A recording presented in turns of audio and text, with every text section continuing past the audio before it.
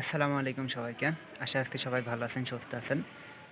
আমার মতে পৃথিবীতে সবথেকে সুখী মানুষ হলো তারা, যারা তাদের প্যাশন অনুযায়ী নিজের জীবন অতিবাহিত করতে পারে।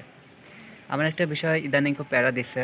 আমি মানে life is all about dilemma ভাই। এত সংকট নিয়ে কিভাবে একটা জীবন পার করব? সবার ক্ষেত্রে হয়তো বা তাই। আমার খুব ইচ্ছা ছিল একটা স্বাধীন জীবন কাটানো, এবং এখন থেকেই। এমন না যে আরও 2-3 বছর পর থেকে কাটাতে চাই আমি। আমার ইচ্ছা ছিল এখন থেকে কাটানো, কিন্তু এই পড়াশোনা নামক ঝামেলা এই বয়সে এসেও নিতে হচ্ছে। আমি যদি অন্য কোনো পথ থাকতো তাইলে আমি কোনোভাবে এর ভিতরে আর থাকতাম না, কোনোভাবে না। এখন আমি খুবই চেষ্টা করছি যে কোনোভাবে নিজেকে সেটেল করার, কিন্তু এখন পর্যন্ত আমি কিছু ফাইন্ড আউট করতে পারিনি। সেটা খুবই দুঃখজনক আমার মতো মানুষের জন্য। কেননা আসলে আমার মতো না, এখন পরিবেশটা এমনভাবে ডিজাইন হয়ে গিয়েছে যে একটা মানুষ, বিশেষ করে পুরুষ, মেয়েদের বেশি আলাদা। তাদের ইনকাম করতে করতে মিনিমাম 27 to 30 বছর লেগে যায়, মানে পড়াশোনা লাইনে থেকে করতে গেলে। আর যদি কেউ অন্য কিছু করে তাইলে তো তার বিষয়টা আলাদা। কিন্তু মানে পড়াশোনাটাই মনে হচ্ছে বাংলাদেশের সাথে সেট খেয়ে গিয়েছে এখানকার। মানে এমনভাবে সব কিছু ডিজাইন হয়ে গিয়েছে যে পড়াশোনা বাদ দিলে মনে হয় আর কোনো প্যাশনই নাই। আমি আমাকে অবশ্য স্বাধীনতা আছে যে তোমার ইচ্ছা না থাকলে তুমি পড়তে নাও পারো, মানে অন্য কিছু করতে পারো।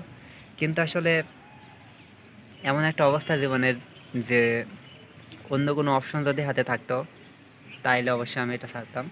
কিন্তু মানে এটা ছেড়ে দিলে দেখা যাচ্ছে জীবনের আর কোনো ব্যাকআপ থাকবে না। এটাই সবচেয়ে বড় সমস্যা। এরপরেও ইচ্ছা আছে অবশ্যই একটা ফ্রিডম লাইফ লিড করার। কিছু চায় না সেখানে। আমি আমার একলা, কিংবা আমার মা বাপ থাকবে অবশ্যই। আমি একলা, কিন্তু আমার স্ত্রী, পরিবারটা মোটের উপর সবাই মিলে একটা শান্তিতে থাকবো, এতটুকুই চাওয়া। খাবার দাবার নিয়ে প্যারা জীবনে খুব খাইতাম।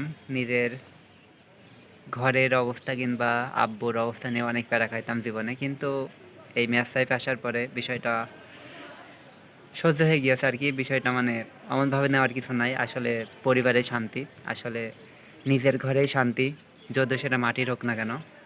আসলে নিজের গ্রাম বলেন বা নিজের যেখানে স্থানীয় বসবাস, নিজের বাস যেখানে যেখানে বেড়ে ওঠা, সেখানেই শান্তি। নিজের প্রাইমারি, হাই স্কুল বিশেষ করে, এবং অল্প করে উচ্চ মাধ্যমিক,